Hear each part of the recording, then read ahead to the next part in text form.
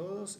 Tenemos el honor de contar con la presencia del licenciado David Viteri. Él es actualmente rector de la Unidad Educativa Federico Froebel de la ciudad de Portobelo, provincia del Oro.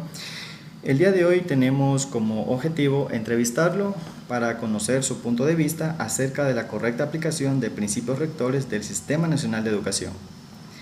De antemano queremos expresar nuestro agradecimiento por su tiempo y predisposición al ser partícipe de esta entrevista. A lo largo de la serie de preguntas se explorarán diversos aspectos relacionados con la aplicación de estos principios, desde su experiencia día tras día hasta las estrategias y soluciones que han encontrado para superarlos. Tenemos como tema de entrevista la aplicación práctica de los principios rectores en la resolución de conflictos escolares, perspectiva docente. Antes de comenzar con la entrevista, queremos presentarnos.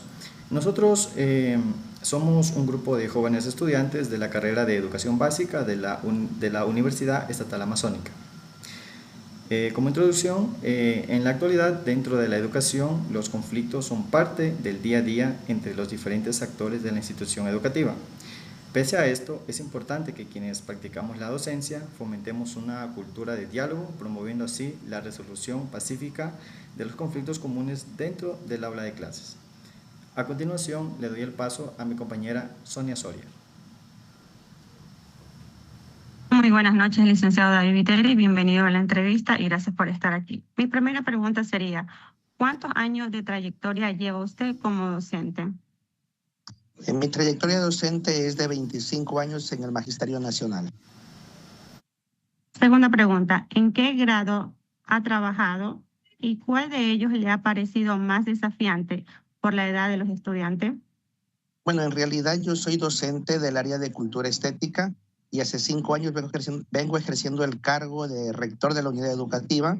Así que en mi experiencia docente no he tenido un aula específica, sino que he rotado por todos los años de educación básica, desde el primer año de básica hasta 10º de educación básica, impartiendo el área de educación cultural y artística. Entonces, pues en realidad los conflictos son muy distintos en los niveles, sea inicial y primaria, como en la básica superior. Tienen connotaciones distintas, pero he podido experimentar, ver y dar solución a algunos de ellos, particularmente en la básica superior. Gracias. Tercera pregunta, ¿cuál ha sido el conflicto más retador que ha enfrentado en el aula y qué destreza usted utilizó para resolverlo? Bueno, el conflicto más significativo se puede decir que fue lo que nuestro manual de procedimientos determina como violencia entre pares. Lo que es la imposición de un estudiante que toma el carácter de agresor contra otro de agredido, queriendo imponer su perspectiva de hacer las cosas, sus ideas, ¿no? Pues como hemos actuado es a través de la resolución de conflictos, usando la destreza del diálogo. Gracias. Cuarta pregunta. ¿Ha tenido alguna experiencia en la que el conflicto en el aula haya tenido un impacto positivo en el aprendizaje de los estudiantes? En realidad, toda resolución de conflictos tiene efectos positivos, siempre y cuando los gestionemos y los tratemos adecuadamente, sea en el uso y la aplicación del manual de procedimientos en casos de violencia o también a través de la experiencia propia que tengamos. Siempre que se le da tratamiento a se llega a la resolución del conflicto, tiene efectos positivos no solo en los involucrados en el evento, sino en todos los participantes dentro del aula. Muy bien, gracias. Siguiente pregunta. ¿Ha notado algún cambio en el comportamiento o actitudes de los estudiantes después de haber participado en procesos de resolución de conflictos? Sí, lógicamente. Los estudiantes, una vez que atraviesan un proceso de resolución de conflictos, modifican su comportamiento, puesto que entienden que los conflictos se los gestiona a través precisamente del diálogo y pues al entender el motivo que a ellos los hace actuar de manera inadecuada, como al de pronto ser víctimas de alguna agresión, al comprenderlo, todos ellos modifican su comportamiento, lógicamente haciéndose, podríamos decirlo, más sociales dentro de su entorno educativo. Gracias. Siguiente pregunta.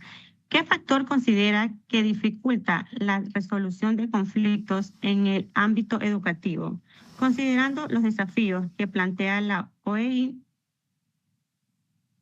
para lograr una educación inclusiva y equitativa en el artículo 26?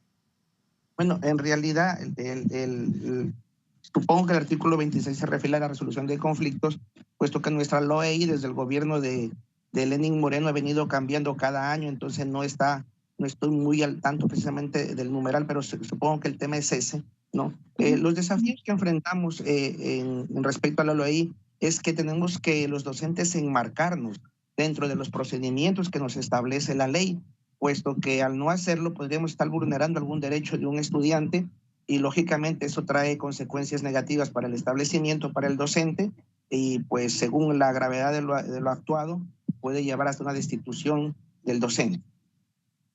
Muchas gracias. Siguiente pregunta. En caso de haber tenido niños con alguna discapacidad intelectual, ¿cómo aborda los conflictos y qué involucra a estudiantes con necesidades educativas especiales? Bueno, en realidad en el tiempo de práctica docente que tengo, no he visto estudiantes con necesidades educativas envueltos en problemas de conflictos. Lo que sí he presenciado es estudiantes que tienen conductas agresivas propias de su condición y son agresivos con todo el entorno, no solamente con un niño en específico, ¿no? Entonces, en estos casos lo que puedo apreciar es que estos estudiantes reciben tratamientos especiales y cuando son violentos con ellos mismos y con los demás, reciben medicación y a través de esa medicación ellos condicionan su comportamiento y puede decirse que se van en cierta manera acoplando, si cabe el término, porque hay ciertas reacciones que no me parecen muy buenas, las he observado, pero supongo que los profesionales por esa situación medican a estudiantes. Gracias. A continuación, mi compañera Carla va a seguir las siguientes preguntas.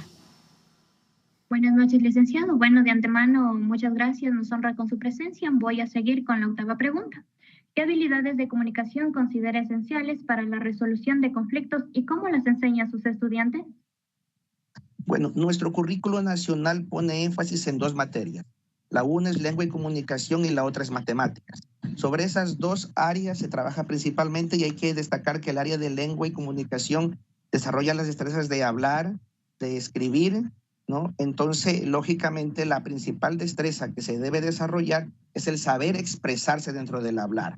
Al desarrollar esta destreza, nosotros enseñamos a los estudiantes a respetar su turno al hablar en el momento de la resolución de conflictos. Muchas gracias, licenciado. Seguimos con la novena pregunta. ¿Cree que todos los conflictos pueden resolverse de manera positiva? ¿Por qué? Todos los conflictos creo que sí.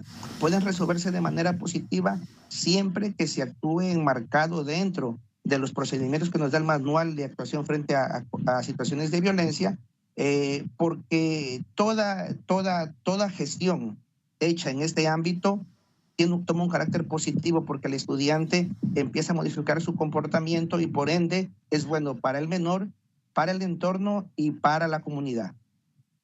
Gracias. Décima pregunta. ¿Cómo maneja los conflictos que se repiten en el aula? Bueno, dentro de los establecimientos educativos tenemos lo que llamamos las actas de compromiso, que es, o dentro del acta de compromiso, que es parte de la mediación en la resolución de conflictos. Nosotros optamos por este medio en nuestro establecimiento. Entonces, cuando tenemos un conflicto, citamos a los estudiantes en una primera instancia para tratar de resolverlo entre los actores, o sea, entre los niños.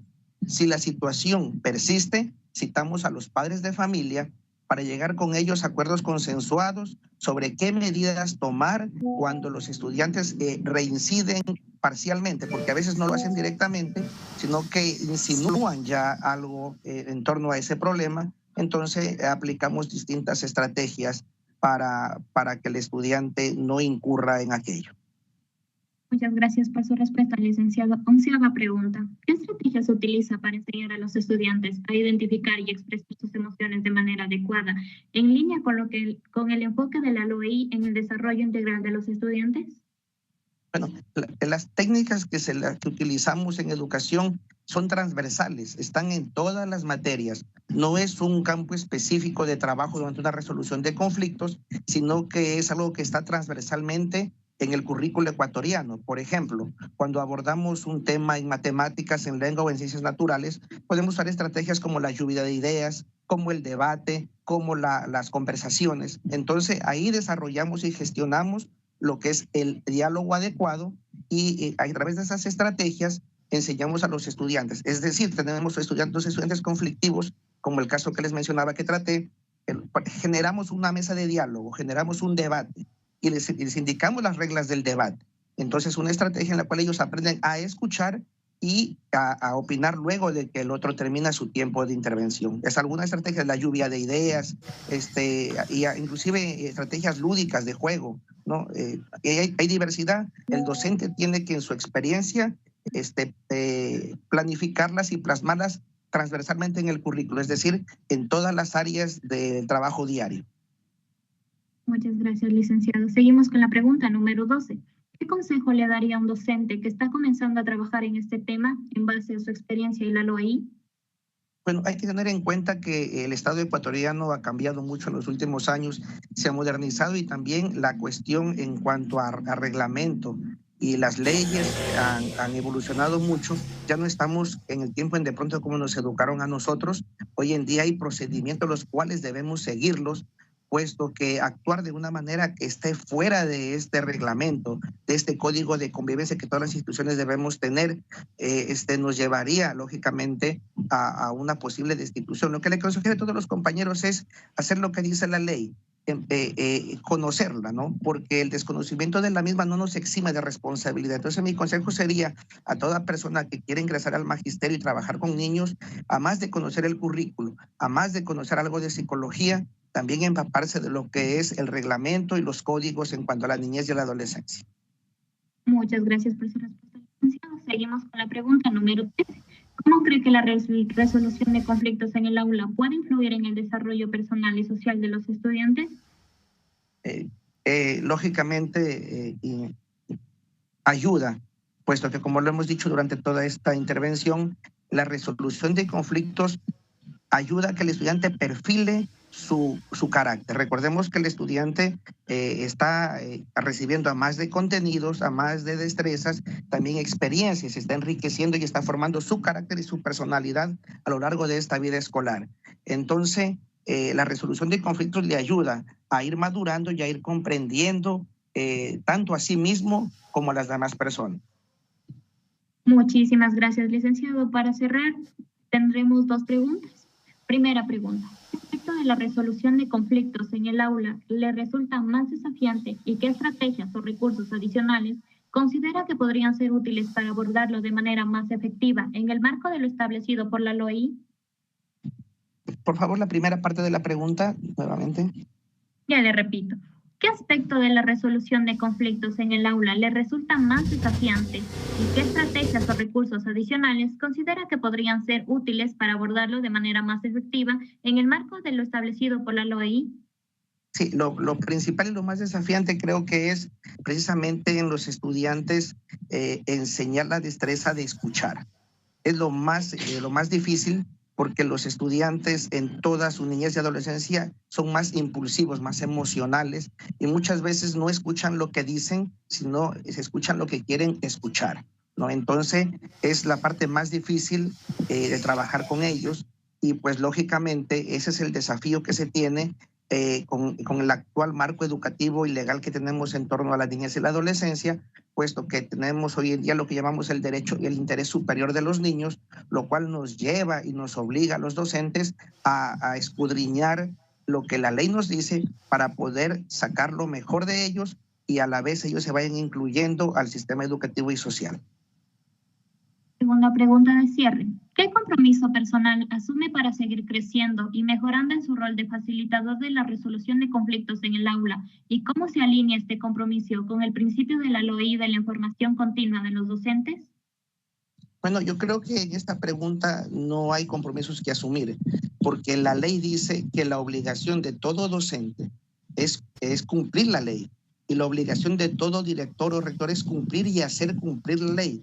Entonces está estipulado ya en nuestra ley. Nuestro mayor compromiso, si es que cabe el término, porque es una obligación más que un compromiso, es cumplir y hacer cumplir. Si cumplimos y hacemos cumplir, no hay vulneración de derechos y estamos trabajando dentro de la ley y para bien de nuestros niños y nuestra comunidad educativa.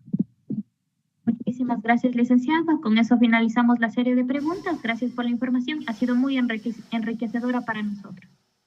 Gracias también. Listo, agradecemos su valiosa participación en esta entrevista. Sus experiencias como docente y sus perspectivas nos han beneficiado. Tanto la inclusión y equidad son pilares que permitirán construir un sistema educativo que corresponda a las necesidades de los estudiantes. Pese a ello, sabemos que su implementación requiere un esfuerzo conjunto en la que estén involucrados todos los actores educativos, desde docentes hasta autoridades educativas. Queremos mencionarle que sus aportes serán de gran utilidad para diseñar estrategias que promuevan una educación de calidad y contribuyan al desarrollo de nuestros estudiantes.